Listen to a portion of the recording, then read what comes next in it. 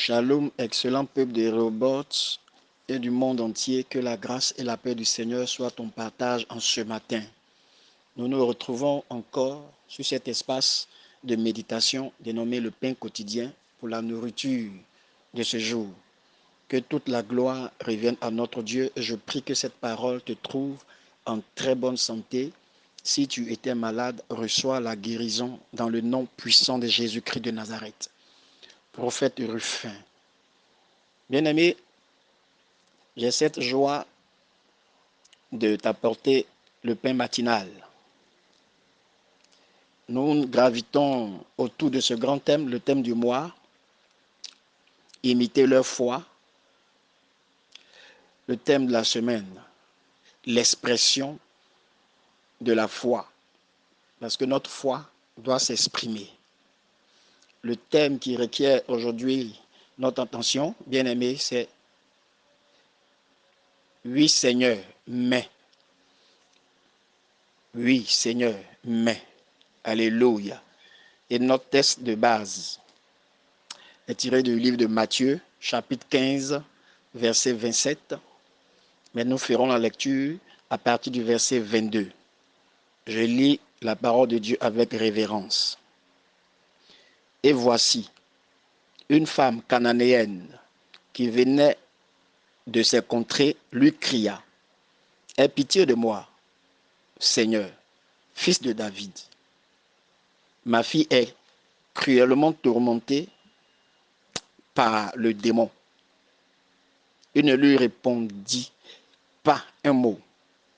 Et ses disciples s'approchèrent et lui dirent avec insistance, « Renvoie-la, car elle crie derrière nous. » Il répondit, « Je n'ai été envoyé qu'aux brebis perdues de la maison d'Israël. » Mais elle vient se prosterner devant lui, disant, « Seigneur, secoue-moi. » Il répondit, « Il n'est pas bien de prendre le pain des enfants et de le jeter aux pieds des chiens. »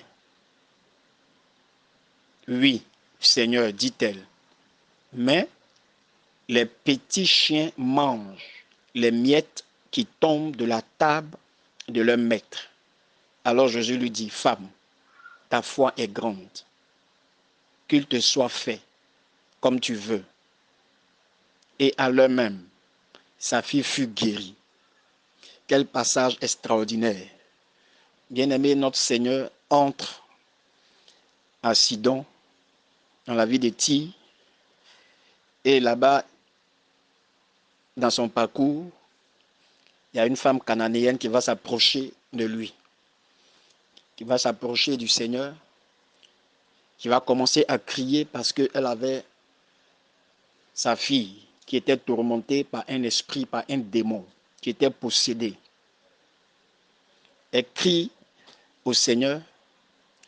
La Bible dit, curieusement, le Seigneur ne répondit pas un mot, malgré les insistances de la dame. Le Seigneur Jésus a fait, si tu veux, ce qu'on appelle vu et ignoré.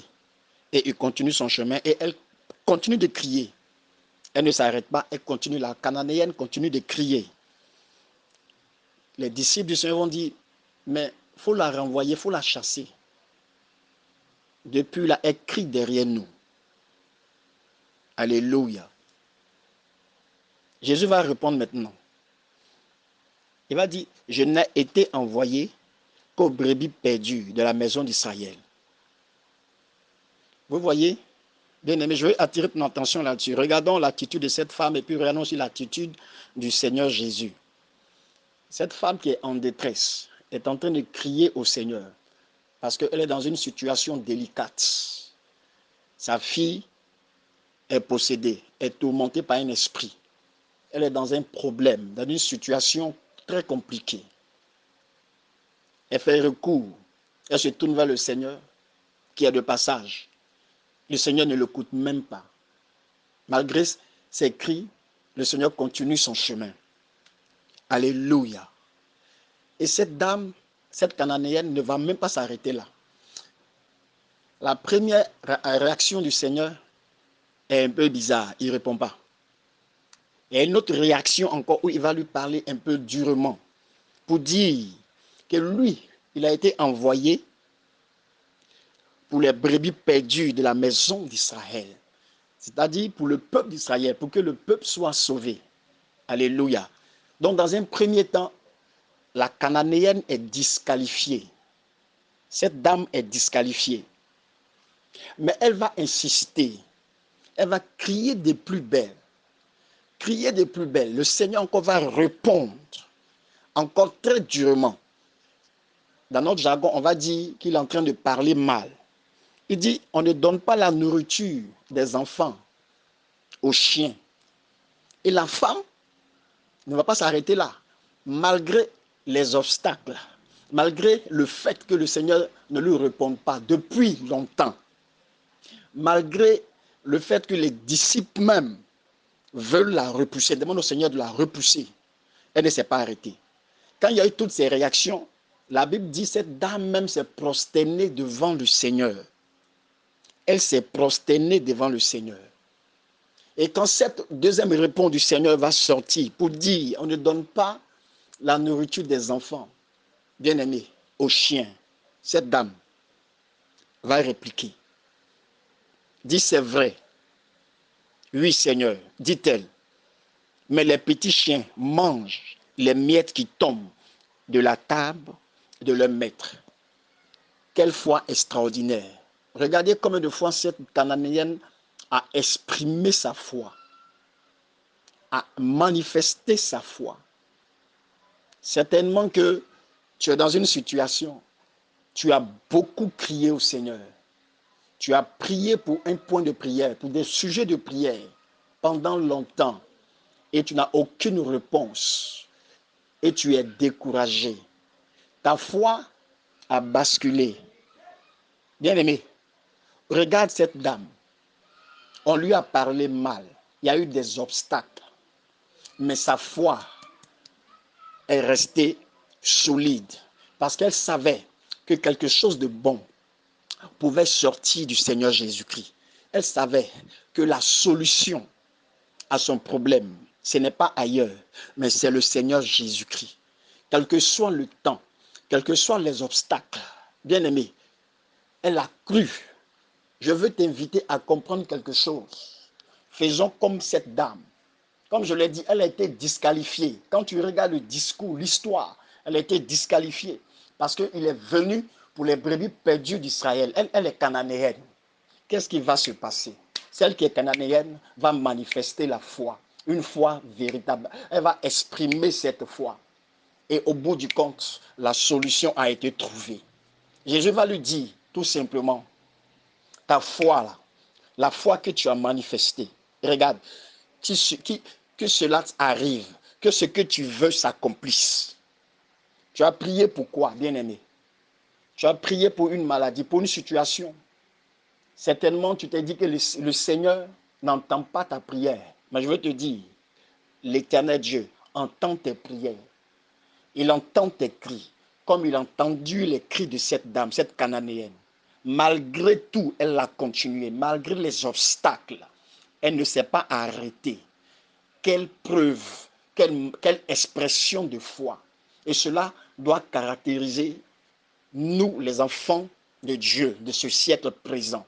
Parce que nous nous décourageons très vite. Nous jetons l'éponge très vite, bien-aimés. Et cela n'est pas ta portion. Regarde, imagine un instant, si cette dame, cette Cananéenne, s'était découragée, parce que le Seigneur n'a pas répondu. À ses cris, il n'a pas répondu. Comme si de rien n'était. Mais elle est restée concentrée, elle est restée focus, parce qu'elle avait un objectif à atteindre. C'est ça la véritable foi. Et c'est qu'au bout du compte, le Seigneur va réagir. Le Seigneur va lui répondre, car il est le Dieu qui t'exauce. Bien-aimé, Dieu va t'exaucer, quel que soit le temps que ça mettra, quels que soient les obstacles, bien-aimé, ne baisse même pas les bras. Exprime toujours ta foi. Ta foi, Dieu exauce notre foi. Dieu veut voir la manifestation de la foi de quelqu'un. Alors, ne te décourage pas. Même si tu as prié longtemps, que tu n'as pas de réponse en ce moment, l'Éternel, Dieu t'entend. Regarde, bien aimé, je vais te ramener à une autre histoire dans le livre de Luc. Là-bas, il est question du juge inique. La Bible déclare qu'il y avait une veuve dans la ville qui avait besoin de l'action de ce juge-là. Mais le juge restait sans rien faire. La Bible nous dit, elle a tellement insisté, elle a tellement importuné le juge. Le juge s'est dit, attends, il faudrait que maintenant je l'exauce, je vienne régler son problème pour qu'elle me laisse tranquille. Regarde, Dieu veut que tu insistes, que tu persévères, que ta foi s'exprime, quelles que soient les difficultés, quelles que soient les intempéries. Demeure un homme de foi, demeure une femme de foi, parce que la solution, c'est le Seigneur qui a la solution. Bien-aimé, ne te décourage pas. Peuple de Dieu, peuple de Rehoboth, toi qui m'entends, au-delà même de Rehoboth, exprime ta foi et que rien ne t'arrête, que rien ne te décourage. Elle n'a pas été découragée, cette dame, quand le Seigneur ne lui a pas répondu. Elle n'a pas été découragée, Seigneur. Bien-aimé, tu as prié, tu t'attends à quelque chose. C'est tellement que tu n'as pas encore eu de réponse. Regarde, quand tu vas arrêter, quand tu ne vas pas insister, or, la solution est devant, la réponse est devant. Cette dame a eu la réponse parce qu'elle allait jusqu'au bout. Elle ne s'est pas arrêtée en chemin. Plusieurs, aujourd'hui, à ce siècle présent, nous les chrétiens, nous nous arrêtons en chemin. Notre foi s'arrête à un certain moment donné. Pourquoi?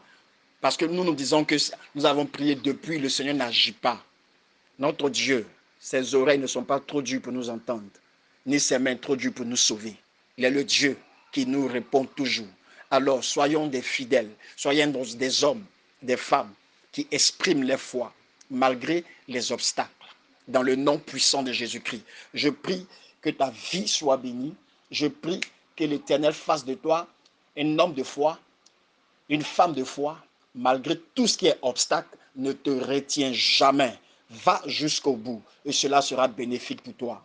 Bénédiction.